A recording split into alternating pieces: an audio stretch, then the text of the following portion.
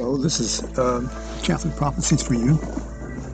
Today we're talking about Volume 1 of the Life and Revelations of Anne Catherine Emmerich and her Prophecies. You can obtain the book, the two-book system, from TAN Books if you like it. TANBOOKS.com, tanbooks.com. And here today we're going to review the prophecy she described in some detail.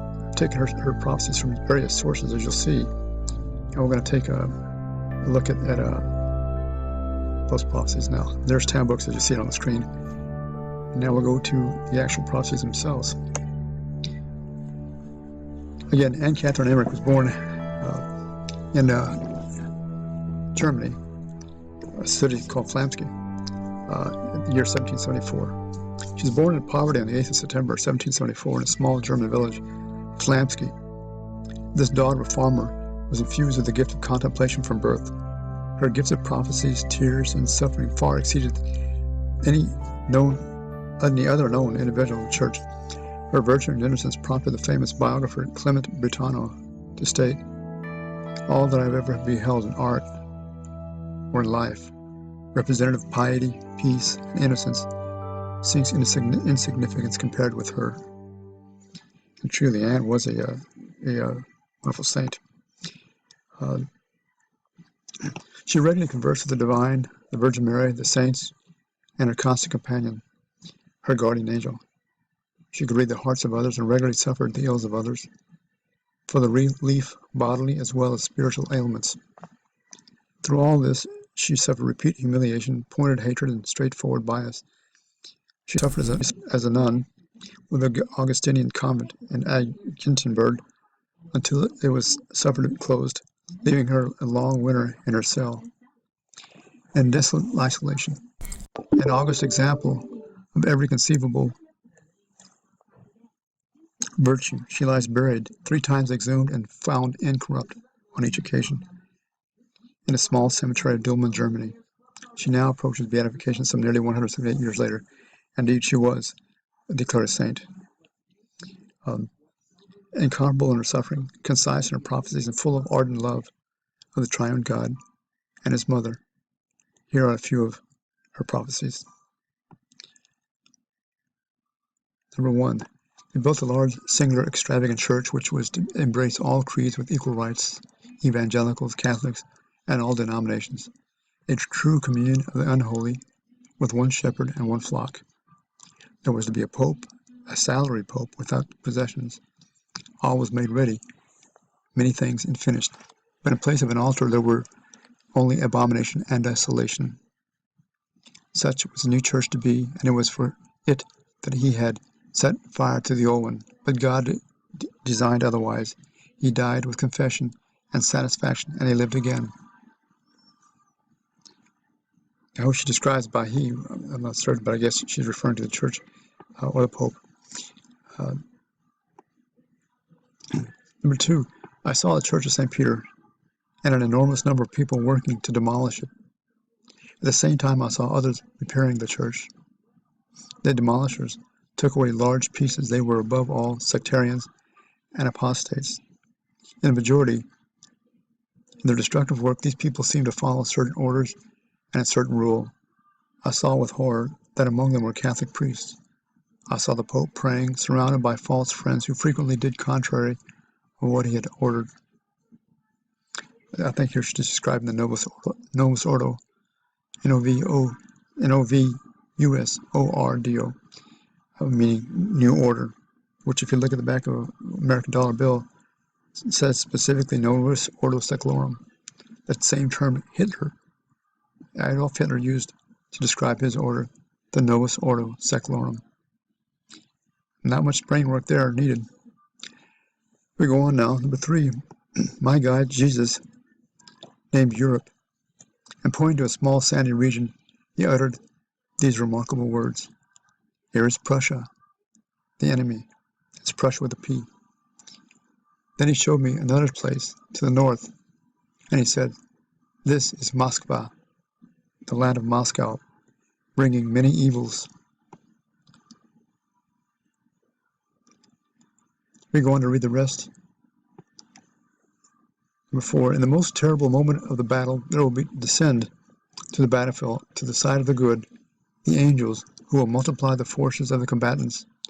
A marvelous courage will inflame with ardor of everyone. Saint Michael himself will wound the enemies,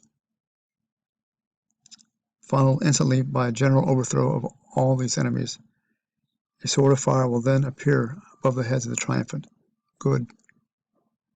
Number 5, the Jews shall return to Palestine and become Christians towards the end of the world. And number 6, in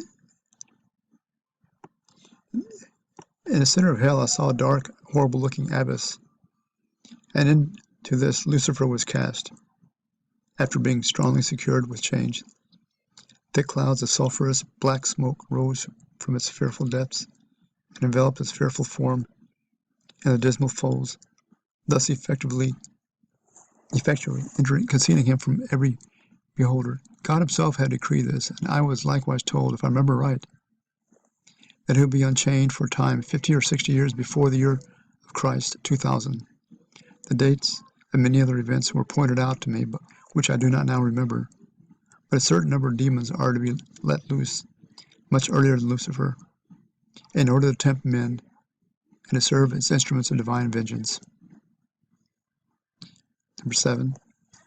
Antichrist will fight a successful battle at Mageddo in Palestine, after which 7 rulers from fear will subject themselves to Antichrist, and he will thereafter become Lord of the world. Number 8. I see new martyrs, not of the present time, but of the next century. I see them pursued. I see how here and there good and pious people, and especially religious orders, are tortured, imprisoned, and murdered. Number 9. I wish the time were here when the Pope, dressed in red, will reign. I see the apostles, not those of the present, but the apostles of the last times, and it seems to me the Pope is among them. Now I must stress here that she relates that this Pope, all dressed in red, has not appeared yet. The popes she described, and you'll see later on in her prophecies, since Vatican II, have all been, some people describe as anti-popes, meaning that they've taken the church and turned it around and changed the precepts of the Catholic Church, which makes it appear very evil, and in some ways that Novus Ordo is, because it's taken the faith and corrupted it in many ways. I'll describe more later as we go through more sections of her prophecies. These prophecies, by the way, are taken from a number of sources. Prophecy for Today by Edward Connor, which you can obtain at Tam Books as well. The Life and Revelations of Anne Catherine Emmerich, again by Carl Smoger. It's Life and Revelations, I should have written in there. And then that's also from Tam Books. And then Prophecies, The Chastisements and Purification by Reverend Albert Hubert. You can find these sources usually at any religious bookstore, specifically Tam Books, or there are other Catholic sources, but you can find them also on Amazon.com or at Books A Million, or a lot of other bookstores. You'll have to ask them by name because they come pretty specific, and not everybody carries them. I want you to be aware that these prophecies are made by a pretty saintly woman, and she is a good source. Again, you can see here at Tam Books shows you that these books come as a set. Volume 1 is $25, Volume 2 is $25, and if you get them together, they're $40, which is a $10 savings. And there's the Tam Books address if you want to receive the books or obtain them for yourself. I would stress that you should try to get them now before the economy crashes, or you have a difficult time getting them later on. So, and they're definitely worth reading.